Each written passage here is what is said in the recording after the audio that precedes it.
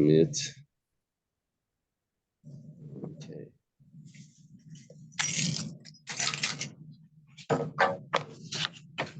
Today we're going to start on 83A. 83A.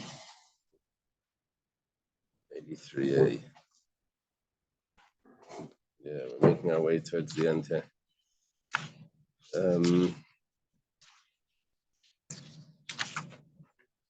What do we have left? A month? Probably. A little over a month. Let me start. Okay. What,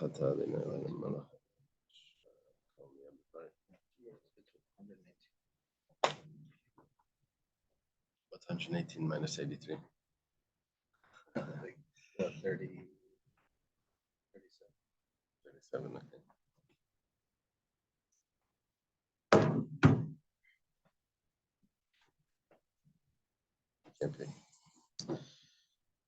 Okay, so first of all, we thank Hashem that we're able to learn Torah every day.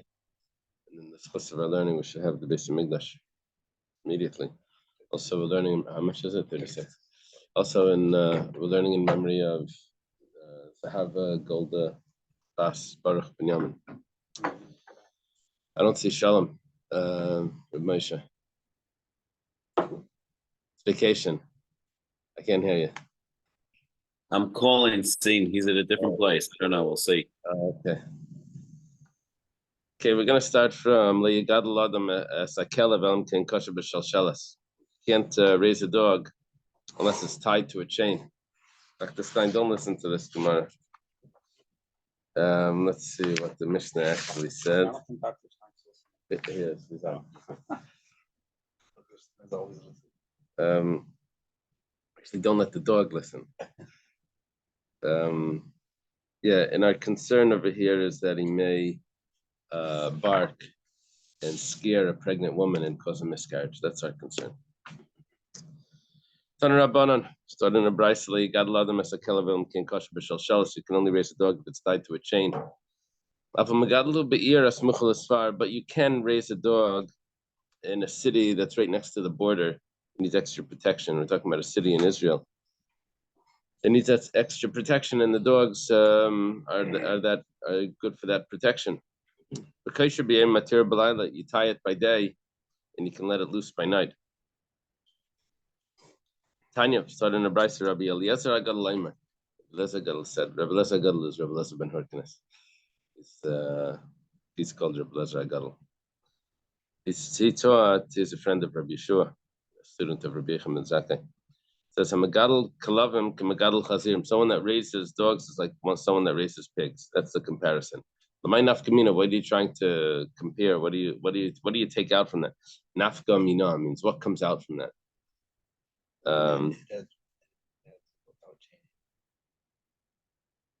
Oh yeah, we're talking about without chaining, because you're allowed to with the chain.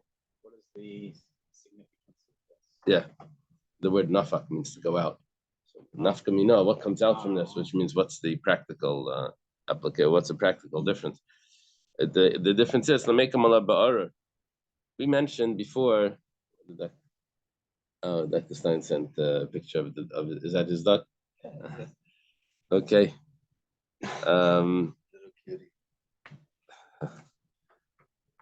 So we mentioned before when they were the Chashmonaim were fighting, and inside the temple was one, and the other brother was outside. And when they were exchanging the coins for the Karban Tamid, so they put in a pig. At that time, they said cursed is the one that raises pigs. So now what they're saying is someone that raises dogs is like someone that raises pigs. They're saying he gets that curse. Rabbi Yosef bar Menumeh Rav Nachman. Rabbi Yosef bar Menumeh says in the name of Rav Nachman, Bavel Ker Smuch L'Sfardami. In Bavel is like a city that's next to the border. Next to the border means that's a place where at night you're allowed to let the dogs go free without a chain. And Tirguma Nardoi. And they translated it that what he was referring to was the city of Nardoi. I guess the idea over here is that since Nardoi had so many Jewish people, and it was also considered surrounded by non-Jewish people. So that's why it was considered like, just like in Israel, where they have cities that are on the border, you're allowed to have dogs roaming freely as a protection. So too in Nardoi.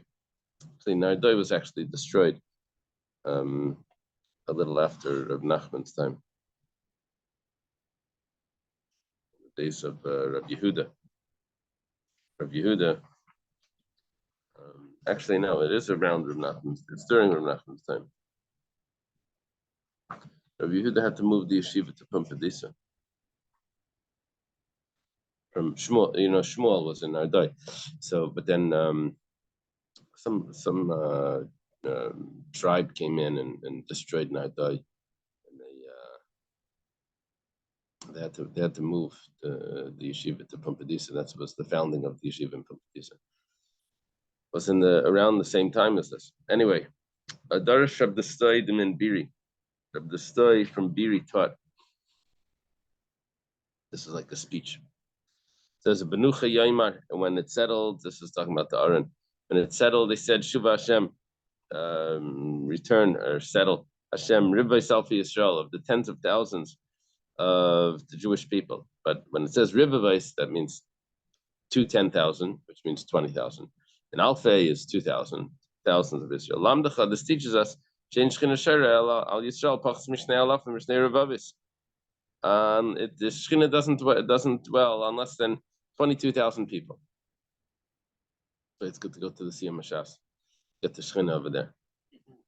The 90,000, 100,000, get a few Shechinas. Kamma Shechina Sika, right? Remember the person asked Rabbi Gamliel or something. Kamma Shechina Sika. So what happens? Chasar Achas. Let's say you have 19,000, not 19. You have 21,999. You need one more to make it to 22 for the Shechina to come. But however, but there was one pregnant woman there. We got it. One pregnant woman is going to do it. And this is fitting to complete to the 22,000. However, there was a dog there that barked and caused it to have a miscarriage. Turns out that dog caused that the Shechina doesn't dwell in Israel. Just giving you an example of how significant it is. The 2,000. The 22,000? 22, it says 2,002 near you. Yeah, a myriad is a 10,000. Oh, is that right? Yeah. Oh. Yeah, come here if you want to learn English. I'm kidding. I only know it from the Hebrew. Okay. I know the Hebrew that Revava is 10,000. So I guess in English it's translated as a myriad, but I don't know, whatever. Yeah. Yeah, because Hashem is everywhere, right? Yeah. Not only everywhere, but they said that with the minion. Yeah, Hill is saying, is pointing out that what about with the minion? The Shechin is there.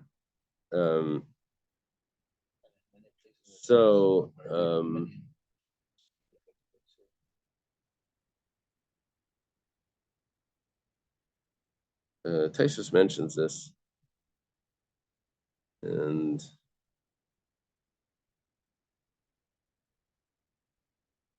yeah, Taisus mentions that.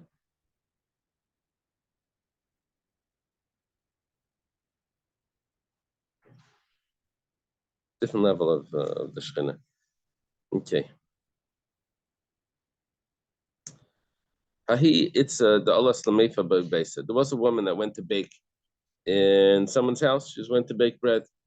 Yeah, I guess she didn't have an oven. She went to bake bread. Navach Bekalba, but the dog of the house barked at her. Amalei Mare, so the owner of the dog said, don't be afraid of the dog. Shakule Nive, I already took out the canines, the teeth, the sharp looking teeth. I already took out the teeth. Amrale, so she said to him, you can take your kindness, Shadia Chizri, and throw it on the thorns. Kvarnod Vlad, the child has already been dislocated, and I already lost the child. I don't know, I guess she was able to feel that something happened over there. She had a miscarriage. And the fright. I told her before. She wouldn't have been scared. In person nishbin liyanim chulu means you can't set up traps for birds within 30 risks of a city, which is 4 mil from a city. It must be like a range of like 2 miles or something. I don't know exactly the distance. And the problem is that you may be catching birds that belong to private owners because you're setting up traps right around the city. So, but this is 4 mil, which is 30 risks. Gemara asks, the birds really go so far? However, Vatanan, we have a Mishnah. When it comes to the opposite, when it comes to setting up your own bird cage, your own birdhouse, what's the word in English for the birdhouse? How do they translate the sheva? Dovecote. Dovecote. Sounds weird. It sounds like a coat. That's a birdhouse, right? Yeah. Dovecote. Spelled C-O-T. Yeah. Yeah. So that's how they change. I told you if you want to learn English. Okay. So over there it's the opposite. Over there you have the birds that are going into the city that are eating food from the city gardens, and you're not supposed to do that. You're not supposed to have your birds destroying other people's, because they don't know, and you can't stop them from going into people's front yard gardens or backyard gardens. So you have to distance 50 amas from the city. So Amar Abaya says, Meishat Shaiti Tuva. So here we have 1 second. I didn't explain the question. Question is that when it comes to catching birds from the city, it says you can't have it within 4 mil. When it comes to setting up your own birdhouse, it says it can't be within 50 amas. So what is it? How far the birds fly? 50 amas or 4 mil? You hear the contradiction? 4 mil is what, like roughly a kilometer? I think it's going to be closer to 2 miles. For the 30 verses, it says approximately 8,000. Oh, good. 8,000 amas. Good. That's 4 mil. Each mil is 2 amas. So how much is that in miles? Well, let's say that an amma is, let's say an amma is 1.5 feet. Okay. So remind me how much a mile is. 5,000. What was it? 280. 5,280. So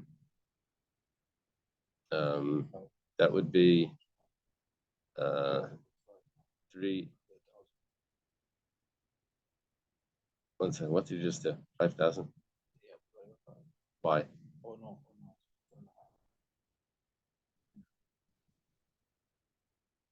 Why 4.5?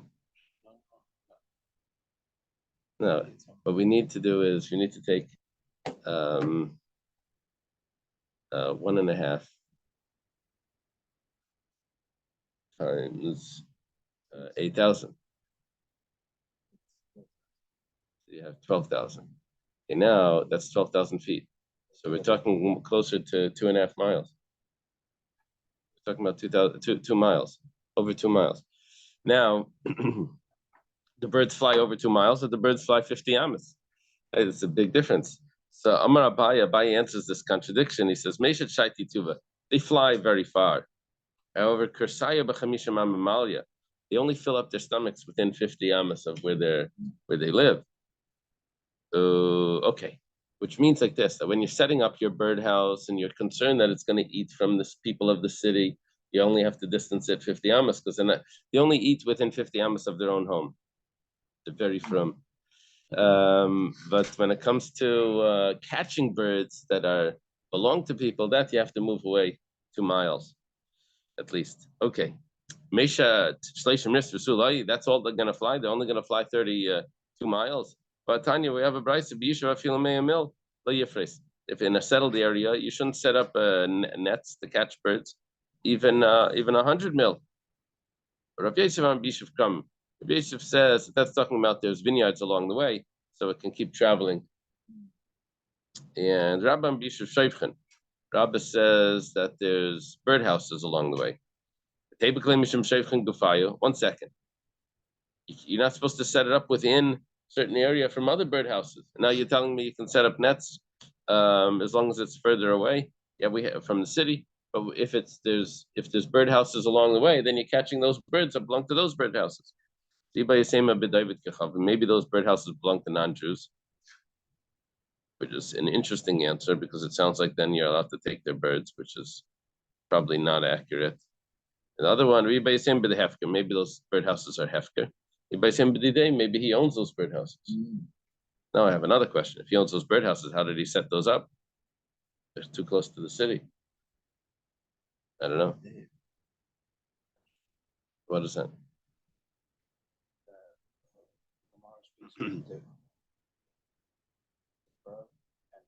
Lawless individual. There's no obligation to exercise care to damage his property. Oh, lawless individuals, you don't have to protect their property. So you're saying those people that set up those birdhouses, you don't have to protect them. And very interesting. Wow, who says that? Who's they quoting from? Meiri. And here it mentions idolatry. Oh, it says idolater. I also have idolater. What does that mean? Idolater, you're allowed to take his money? No, that I guess they idol worship, so maybe that's why they're not protected by them. Maybe. We start a new chapter.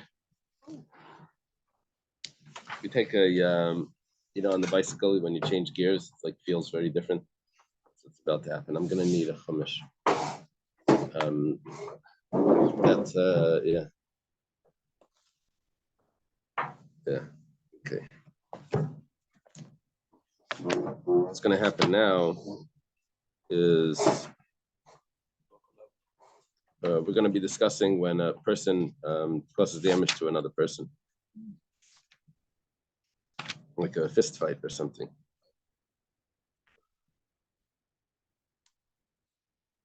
Where was it? There's no jail. Okay.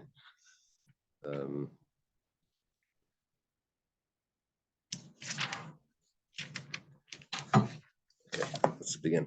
Says someone that causes damage to his friend, chayav alav mishum chamisha dvarim, he has to pay for five types of payments. Let's go through the list. What is this? What does he have to pay? Well, first of all, benezek. He has to pay for the actual damage. Now we're going to see how to measure the damage. Cuts off his finger or something. How does he pay for that? Bitzar, he also has to pay for the pain. We're going to have to figure out how does he pay for pain.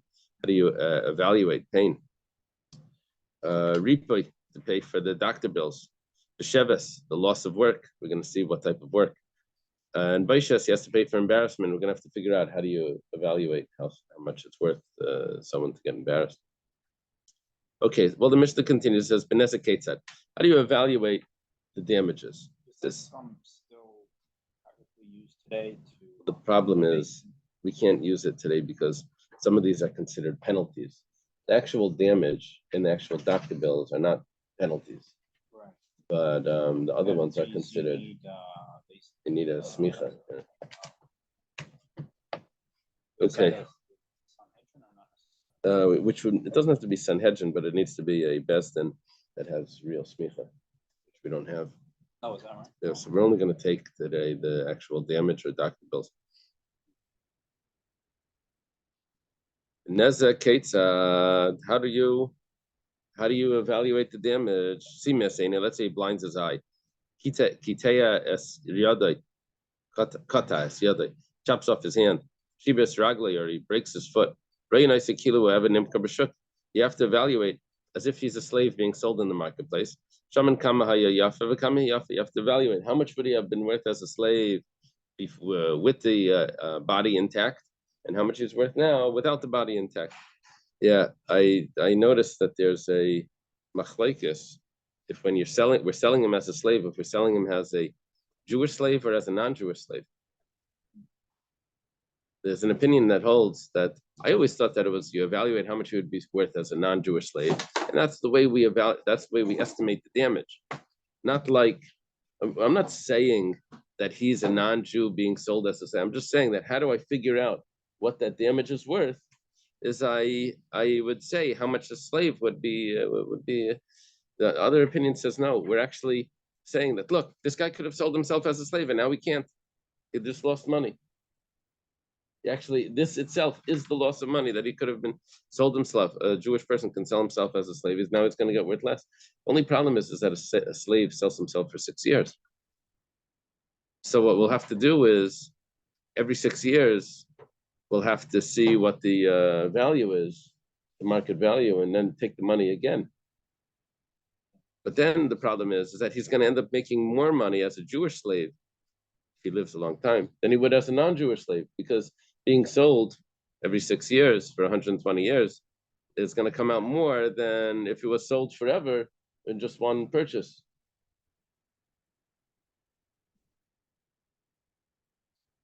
It comes out a little awkward, a little like, well, it's a little different than the way you would have expected, is what I mean. It's kind of. Wouldn't he become like Jewish? If he lives in a Jewish farm. He has to keep certain mitzvahs, but he's not considered actually. Like half, but then after the 6 years, No, he gets released. no, Gentile slave is a slave forever. Leila Mem Taveda, they have to serve you forever. That's why he couldn't free him even for the minion. Nevertheless, it was minion. Yeah, you're not allowed to free him. So in the marketplace, there'd be two prices: one for a Jewish slave that would be freed 6 years, and one for a perpetual slave. Yeah, like, yeah, like a 30-year mortgage or a 50-year mortgage. right. So tsar, how do you evaluate tsar? So kavai, that means he burnt him. Bishpud, with a hot spit. Masmar, or masmar is a nail. He hit him with the nail. Vafil al tzipron, even it's on his fingernail, a different type of nail over there. Fingernail, as in masmar is like a construction nail. Makim she'naisa chabura, in a place that doesn't cause an actual wound, because what we're looking over here is we're looking for only the pain without the damage. So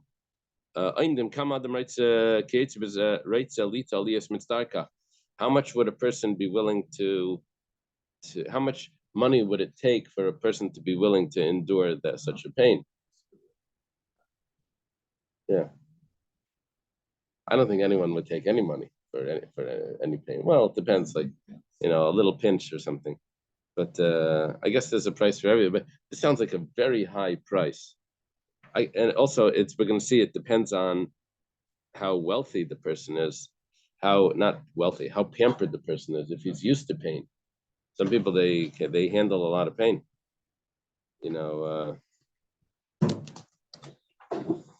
Depends how they grow up on like living in a farm or junkyard or something, where they're always like all these different types of work, as opposed to living in going to school every day and just reading books.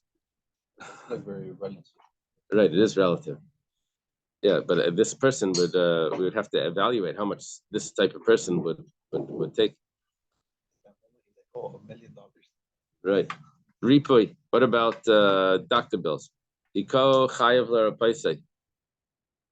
If he hits him, he has to pay for the doctor bills. The Gemara is going to get into. The guy says, "I'm a doctor." Remember that guy?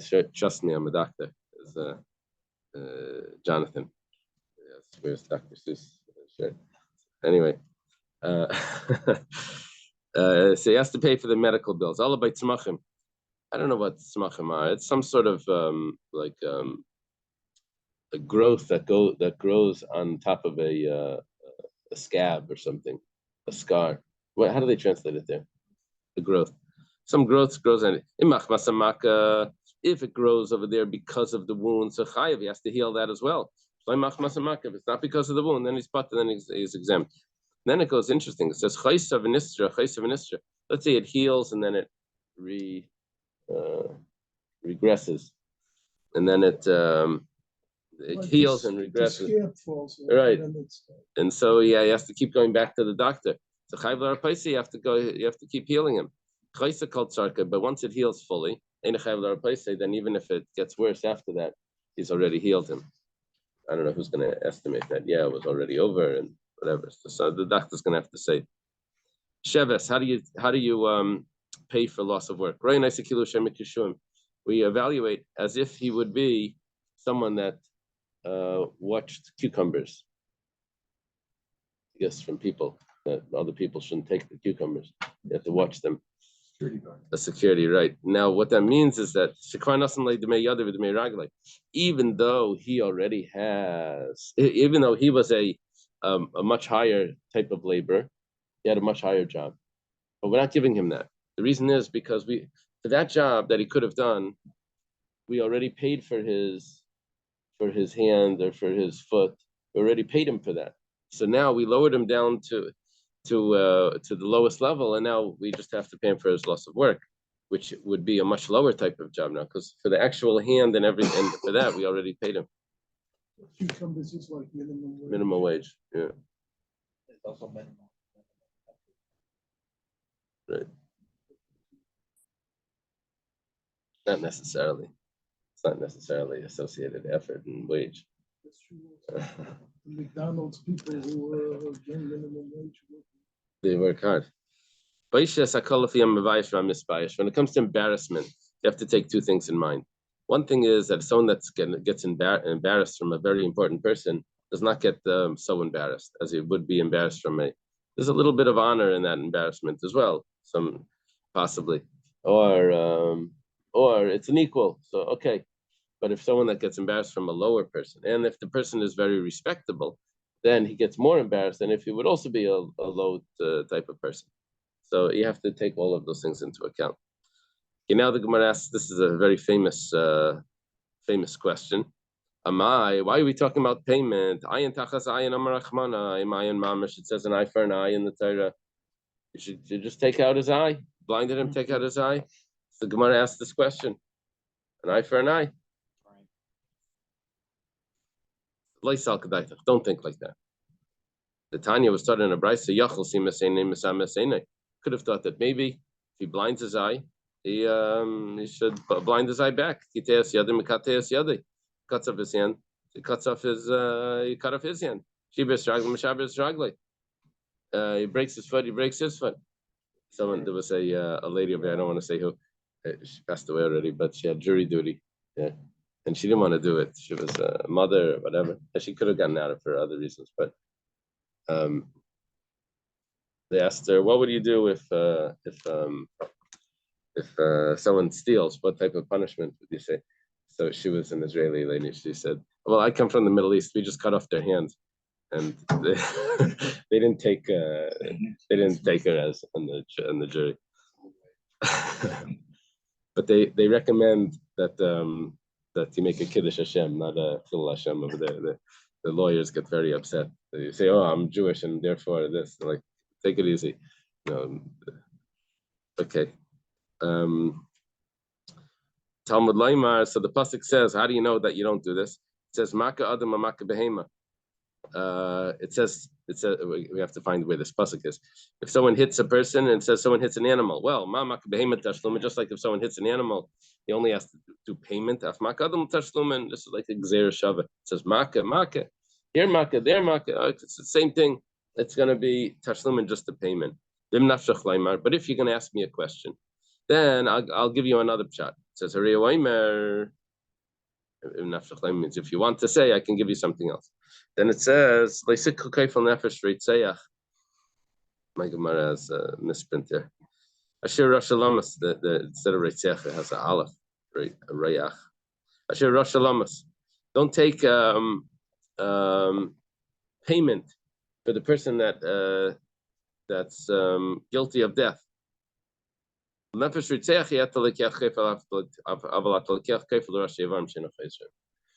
don't take for a murderer, you don't take money, but you do take money from someone that just cut off someone else's limbs.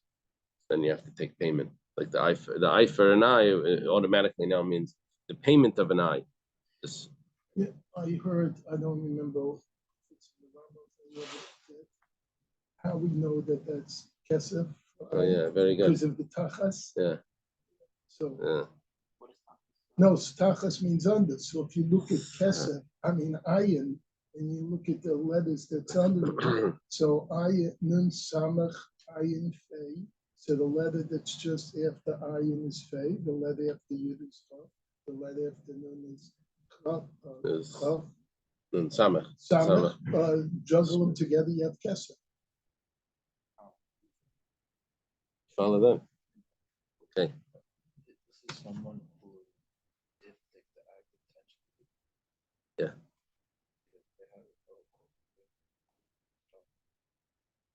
Kaifer, actually, that pasuk I think is not talking about intention. I think that pasuk is talking about someone that runs to a Ari Miklat.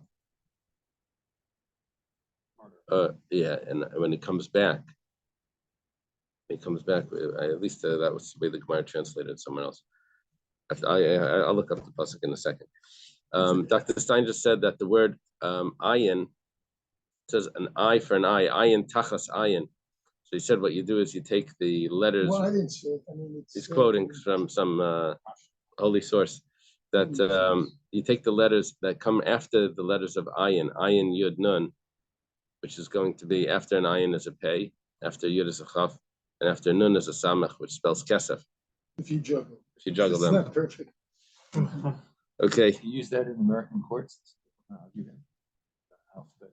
Tell a guy, judge, you believe this? You have to become a Yeah, you could use it. like the You sign. You probably lose. have to become a rebbe and give out like shalashudas, tyrus. You know, give a big shalashudas and Pensions given. sing songs and say drushes. Okay, so what we learned from that is l'nefesh ritzech yet lekech kaifer. So murder, you don't take payment avalat lekech kaifer l'rash shevarim she'ena chayzim, but you do take payment for someone that his limbs were cut off. Hi Maka, where did it say this pasuk Maka that you're quoting? Maka Adam and Maka Behema. Okay, so let me read to you a few psukim here, so you'll have a little clarity. It says over here, Maka Nefesh Be'emi Yishalmen. I'm reading from Vayikra, Parshas Emer. One who strikes an animal fatally should pay for it. Maka Nefesh Be'emi Yishalmen. That's the pasuk. Nefesh Tachas Nefesh. Life for its life, which means he pays the value of the life, right? Yishalmen, says he pays it. The ishkiit in Mumba Misa, if a man afflicts injury upon his fellow man, kasher asa ken yasalai, he should be penalized according to what he did. Shever tachas shever, a fracture for a fracture, ayin tachas ayin, an eye for an eye, shein tachas shein, a tooth for a tooth. Kasher yit in Mumba adam ken yinasan by. He should be penalized according to the injury which he caused the person. Next pasuk. Maka behemi yashalmena, maka adam yumas. One who strikes an animal should pay. One who strikes a person should be put to death.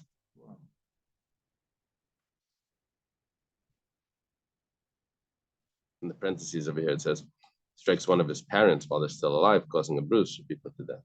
That's a different type of person, right? I'm not sure. Then it says, there's one law for all of you, for the convert, for the native. I am God, your God. Okay. Let's take a look at which one of these is the ones that we were quoting over here. The Gemara is quoting when it says there's a gzer shava maka, that just like by an animal there's a payment, so too by a person there's a payment. So it says like this: Hi maka ilay maka be mishal mena maka you must, which is the last pasuk that we learned, pasuk Chav Aleph. That's the case. Who b'ktoliksiv? That's talking about if he actually kills. That's the way the Gemara is learning it, not like the way that comment was. It's if he kills, he gets put to death. Ela mehacha. Talking about a different pasuk. Maka nefesh be'emi shalmena nefesh tachos nefesh. The first pasuk that we quoted. If someone hits an animal, he has to pay a soul for a soul, which means a life for a life. And afterwards it says vishkit mumba misik hashrosakin yasalai. If a man causes a bruise in his friend, so we do to him what he did. Okay. The Gemara says, 1 second. He told me there's a gzer shava, which means it says maka in one pasuk by the animal, it says maka by the person, and because of that, we're doing this comparison. But I love maku. It doesn't say makkah in the second pasuk. It says ishkit in mum ba'misa. It doesn't say the word makkah. So it says hakak amrinan. Rashi explains that we have a Tana de Beir Rabbi Shmuel that says that you can use a gzeir shava even from context. It doesn't have to be actually the actual word, even though gzeir shava sounds like it's a verbal analogy. Gzeira means to enunciate, but nevertheless, it could be also from context. And since in context it's also to hit, so that's the same thing. 1 second. We have a pasuk that says if a man hits any person, he gets put to death. That was the pasuk before. A man that hits another man, he gets put to death. If a man strikes any human being, he should be put to death. So, Ela mehacha. 1 second. B'mamen. Put to death doesn't mean death, it means money. That's a little wild, though. How do they get that? Because of the following sentence. The Gemara asks, "Remind of a mammon, aim of misa mamish." How do you know it's money? Maybe it means death. It says death. It says loy salkadait. Don't think like that. Chada. First of all, this because it's right juxtaposed to hitting an animal, which over there it says you have to pay. It says as he puts a bruise in his fellow, so we do to him, and we understood that was money. So we know that Maishumas over here means money. What did you want to say? That money is because it's like a person's life. That we have to work hard. And also they say like a person that kills like other money. It's as if they're dead, right? Yeah, but it's a little surprising that the pasuk just says Maishumas just means money. Over here in the commentary, and this is like a translation with commentary included. It says if a man strikes any human being, including a woman or a child, and the victim dies, he should be put to death. Yeah, it's in, and he dies. Gemara is not adding that in. Gemara is saying just if he hits, put to death, it means money. Two ways of translating that.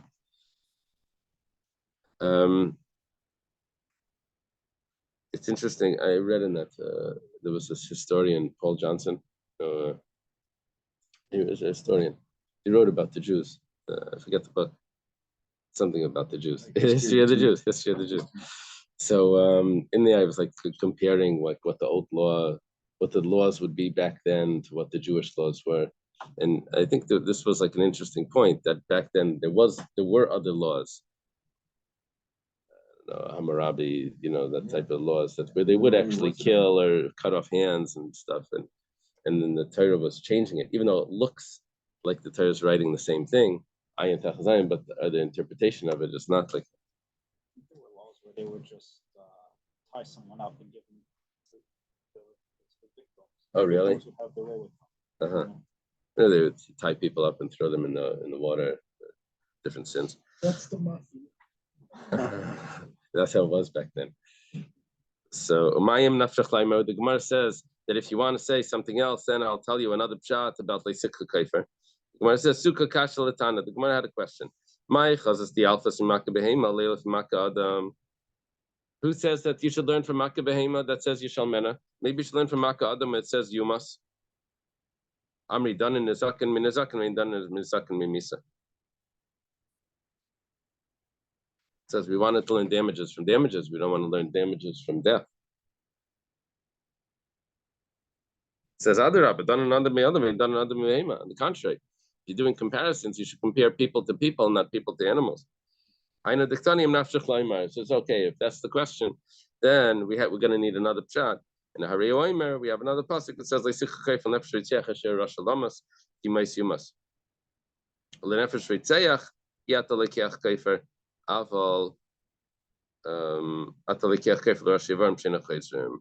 for a murderer, you don't take payment, but you do take payment from someone that just cuts off a limb. Are you telling me that not to take payment is coming to tell me that you do take payment from someone that just cuts off someone else's limb? We need it. That no one gets two punishments. We call this kamle b'deramine. You only get the higher punishment, not the lower punishment. It says you can't take money and also kill him. Gemara says no. That I know from somewhere else. From the amount of his guilt, we know that we know from another place that you can't take two payments. Okay, so therefore, not to take payment for someone that murders tells me that you do take payment to someone that didn't murder. But I'm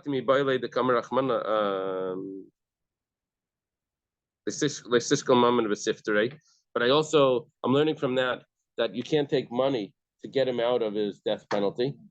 Maybe you say, well, either you put him to death or he can pay his way free. So you're not allowed to do that. There is no payment for that.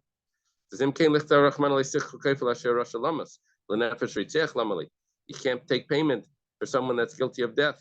Why? What about for the person that killed? Why does it have to say that person that killed? It's coming to tell me that only for someone that killed, you don't take payment. But you do take payment for someone whose limbs are not coming back, cut off his limbs. Once I have the second pasuk, why do I need the first pasuk that says that we do this juxtaposition, this verbal analogy of maka? Just like by the animal, it's a payment, so too by the human, it's a payment. Amri, if it would only be from there, I could have thought that maybe he has an option. If he wants, some people like to do this, and you have to give the guilty person, an option. That way he doesn't feel so bad. It says, if you want, we'll give you a penalty. If you want, we can also take out the eye, take out his eye. Maybe that's what we should do. Mashmalon, it comes to telling me behema from the animal. We don't give him the option. We have it set that this is what it is. He has to make a payment. Okay, you wanted to know what that pasuk was talking about. It's like guy's already blind. Just like, okay, oh, that's another problem that's going to come up. So, yeah.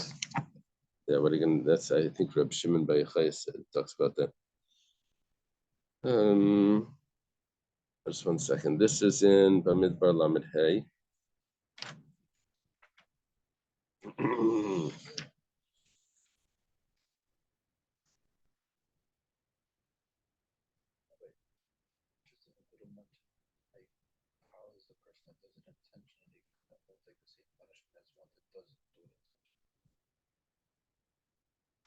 One second. It says, do not accept an atonement fee for the life of a murderer who is condemned to death because he must be put to death. That's what the pasuk says. You can't buy your way out. Right. You can't buy your way out. And then there's another pasuk. Don't take atonement fee for one who has fled to a city of refuge. To allow him to return to his land before the priest has died. Okay. I don't think it's gotten into it at all. Yeah, so what were you asking? There's a comparison here. Someone hits an animal or someone that hits a human. Both of them should just be payment. Now, it could be they were both intentional. Doesn't matter. When the animal killed the person, the owner of the animal would pay the kofer. Yeah, kofer just means a payment. Yeah, he would make a payment. Right. And this is an animal, like it wasn't the person like directly that Right. committed the murder. Right. How is the murderer going to get the same punishment as? That's what we say that he doesn't. Yes, it should be. Right. He doesn't get the same punishment. It's only by an animal that there's kofer. Right. Tanya, start in the Brisa. Rabbi Destoi Ben Yehuda Aimer. Rabbi Destoi Ben Yehuda says this is going to end up with a question, but it says ayin tachas ayin, an eye for an eye. When we say that, it means mammon, means money. Ata Aimer mammon ein el ayin mamish. Maybe it means literally an eye for an eye. It means you take out his eye. Amrit, we say like this. Let's say the guy that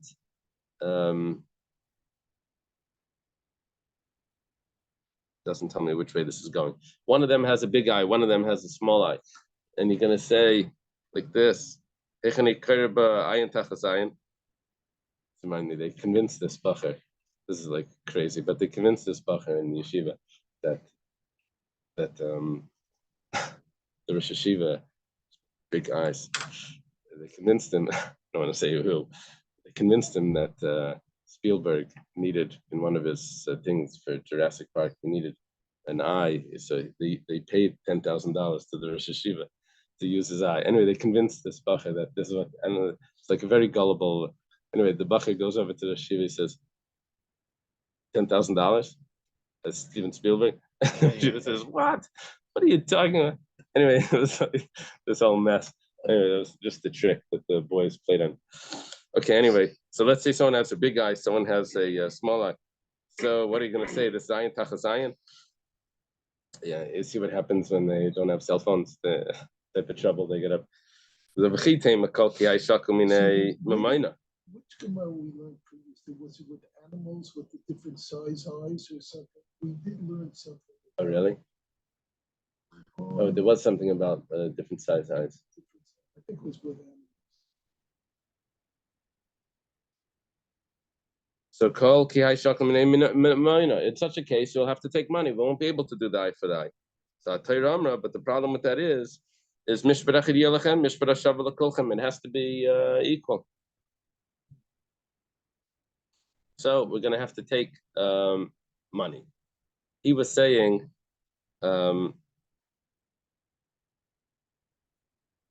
that it can't be an eye. He's saying it can't be an eye for an eye because sometimes an eye is big and an eye is small.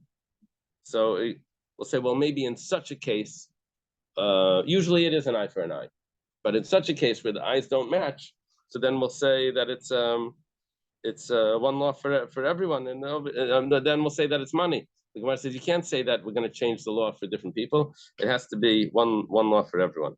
Amri, they said like this: my kushya, what's the problem? Maybe it doesn't matter the size of the eye; it has to do with his eyesight. And if he lost his eyesight, so we take away his eyesight. If you don't say this, if a small person, a midget, kills a giant, or a giant that kills a midget, how are we going to kill him? It says, okay. We're not going to say, oh, well, over there we're not going to be able to take the life because over there it's a much bigger life. It has to be equal to everyone. Ella, rather, it says, well, he took a life. I don't care about how big the guy is. That doesn't matter. So the same thing we'll say here. Comes out. We don't really have a proof from this that it's going to be money. It could be that it just meant the eyesight for eyesight.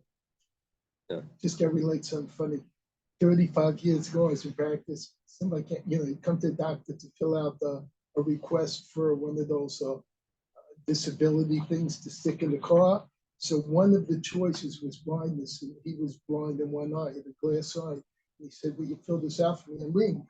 I said, I said, "I can't fill this out for you. You can still see from the other eye." And he looks at me and goes, "You idiot. You think you can get a pass to drive if you're blind in both eyes?" So I just wasn't thinking. It's if they were blind in one eye because of the limited. But I'm saying I can't fill this out. You can, but I know about now. At that time, you could get one of the blue things. They joked about Moshe Dayan was speeding, so the police pulls him over. So he said, "You're going too fast." He says, "Look, I could either look at the road or at my speedometer. Which one do you?"